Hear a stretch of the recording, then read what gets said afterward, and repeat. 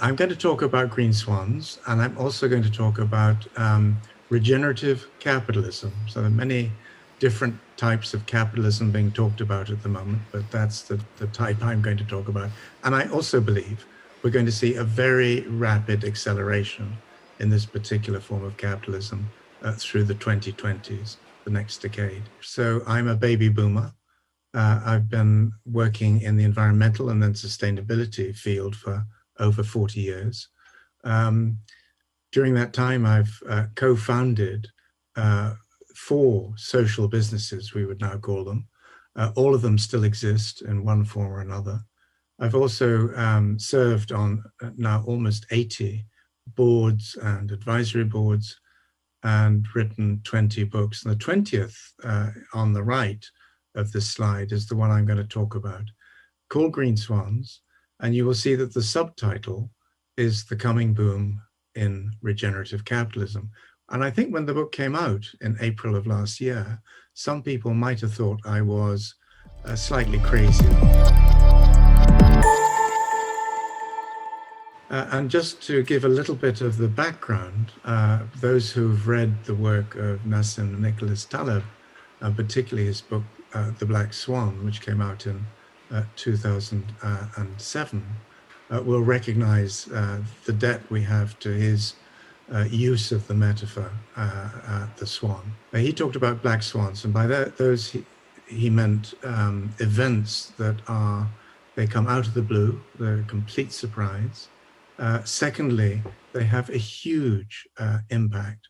And thirdly, after they have hit or affected us, thank you for the slides, we try and understand what's just happened to us, and very often do not completely understand. And therefore we set ourselves up to fail next time a similar problem comes along. And as you will know, Taleb himself has been asked whether the pandemic, COVID-19, is a black swan.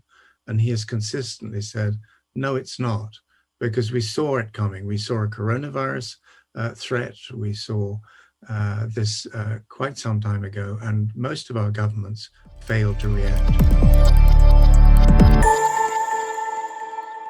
And this diagram shows the societal pressure waves in orange. And I think we've seen 5 to date. What's really unusual with this one, every previous time we've had one of these waves go through around environmentalism or around sustainability or whatever it was, you've then had a crisis, and it might be a recession, it might be a Gulf War, it might be 9/11. And what then happened was that the change agenda went into reverse.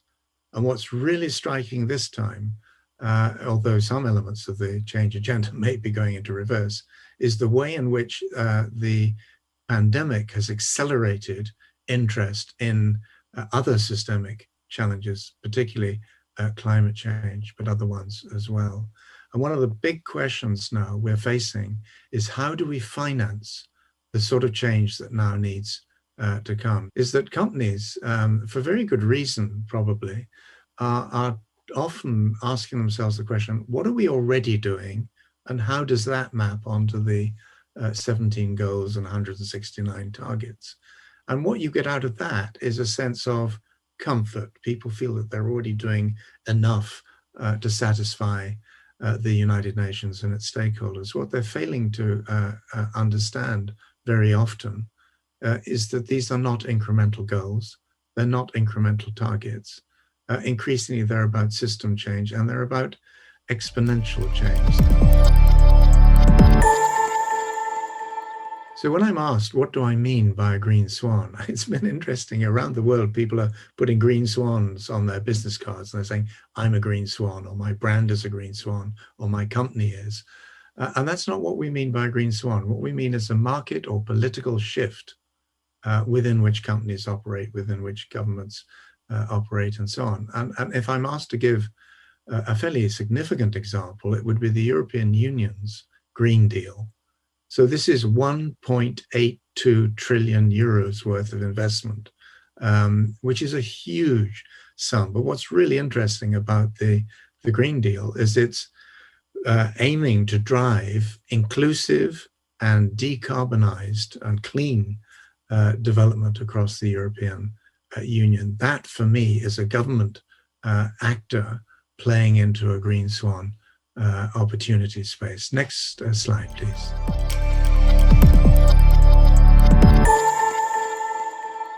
Which regions or countries do you see as more advanced and less advanced on this agenda, as you call it, the change agenda, right, around the world? Well, it's interesting because about 3 books back, I'd spent about 15 years working with social entrepreneurs around the world. You know, people knew of Muhammad Yunus, for example, but they didn't know of the hundreds and hundreds of social entrepreneurs coming up. And at that time, if you'd asked me which countries, which regions are most active, I would have put Brazil right at the top, alongside probably India, Bangladesh, a few other countries. But if you ask me about what's happening now, I put a different set of countries towards the top. So, for example, we've just had the Trump era, as most of us probably still remember, in the United States. And you might imagine, because of that, and the way he sort of tore apart the Environmental Protection Agency and so on, that America would be on the back foot.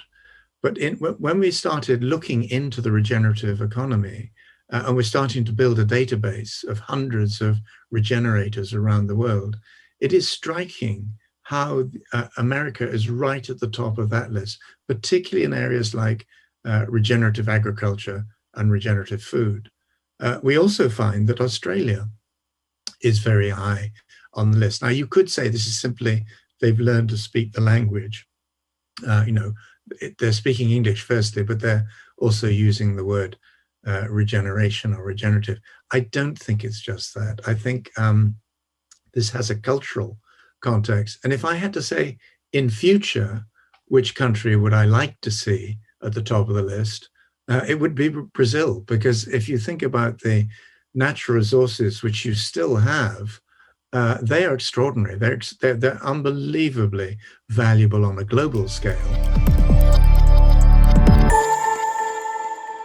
Are you afraid that we might be close to a point of no return with regards to climate change and the environmental impact that this is having, or are you an optimist that we might see the environment improving again and the climate improving again if the right actions are taken right now? So I'm an optimist. I was born an optimist, and I don't think I could have operated as long as I have without believing that things could be improved over time, and sometimes dramatically. But about 15 years ago, I went to Cape Cod in the United States, to the Woods Hole Oceanographic Institution, and they showed me not only the models, computer models that they have for tomorrow's climate, but some of the trends that are already happening, for example, in the Atlantic. And the simple answer to your question is that we've already gone beyond some of the critical thresholds, both on climate and very closely linked on biodiversity. And you start to see that in Russia and Siberia, where these huge, great holes are opening up in and effectively the tundra regions, with methane bubbling out from the permafrost. So we've gone beyond the safe limits, actually by quite a considerable margin. And I think because of that, we're going to be forced to take emergency action over decades and over generations. Question again is going to be, who's going to pay for that? And one of the things I think we're going to have to do when I think about the global north, the developed countries, they're going to have to pay countries like Brazil to keep their forests standing. Because if those forests go, it's not just Latin America, South America that will be very seriously damaged. It's the rest of the world as well. So I am an optimist because I think our species tends to do its best work, its most creative work, when it's been backed into a corner. Well, the one thing that you learn in a lifetime is that the human species, whether we like it or not, is a herd animal. We are herd animals. And when the herd starts to move, we feel uncomfortable if we're on the edges of the herd. Doesn't mean that some great people can be found on the edge of the human herd, but what it means is every time a new agenda comes around for change and a new vocabulary, new language, people don't feel comfortable after a while unless they're using that language. And then what happens is part of what I've done over the years is come up with new terms like sort of green growth and green consumer, triple bottom line, and so on. And those terms start to be used and then they start to be misused because people have their own interests at stake. So they use the term and they bend it a bit. And each time, again, somebody bends it again. So some of the greenwashing isn't intentional, but some of it is. And there are certain public relations and lobbying agencies like Burson Marsteller, for example, that every time there's a major issue around tobacco or nuclear or genetic engineering or whatever the particular issue is, those lobbyists are back in business, sort of lobbying to stop change. And I think we need a lot more attention paid to lobbying, some of it done directly, some of it done indirectly on government's behalf. So I think greenwashing is incredibly dangerous because it undermines trust, confidence, public confidence in what leaders are saying. And we really can't afford that to happen where we can avoid it. So I'm personally very excited about the impact investment movement, and it's extraordinary now that we have an impact investment industry, I think worldwide, which is worth over $500 billion, but that's still a tiny amount compared to the trillions of dollars that sluice around the world every day of trading. So we shouldn't believe that just because we're hearing a lot more about impact investment, the future is saved. It's wonderful too that people like Bill Gates, and I do recommend his new book. It's not perfect or whatever, but he's put a huge amount of his own personal fortune into clean technology and solutions to major diseases like malaria and so on. And that's helpful. And I think, more and more multimillionaires and billionaires are doing that.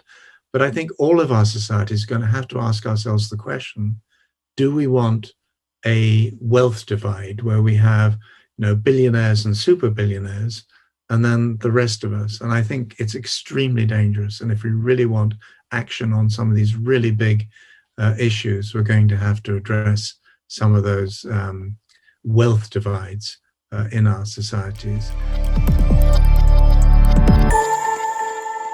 What's your view for the next 10 years? Do you think in 10 years' time we won't be talking about sustainability anymore because this is ingrained into everybody's day-to-day life and actions? Do you think we won't need to raise this agenda as much as we do today? Is that is that a dream? Yeah, exactly. we can dream, Fernando. And just a quick comment on that.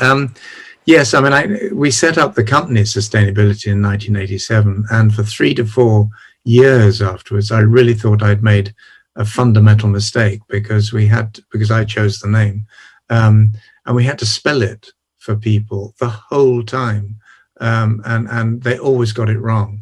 And now you don't have to spell it, but people don't always totally understand what the word means, which makes it at times a dangerous word because people think that they understand each other and maybe they don't totally. But to your question, I think in 100 years, sustainability will be a word, a concept like liberty, like democracy, like some of these very big sort of compass points in our sort of societies and so on.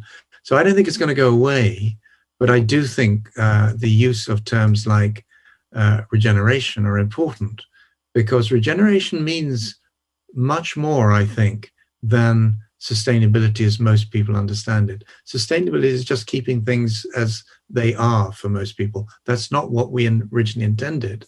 It's about system change, particularly when your systems are sort of diseased in a way. But regeneration is much harder to distort because it means you're rebuilding things and you're rebuilding the health and of major systems. So no, I don't think sustainability will go away. In fact, I think it's become so entrenched now. It would be very difficult to shake it out. But I think we've really got to make sure that people understand what they should be meaning when they use that sort of language.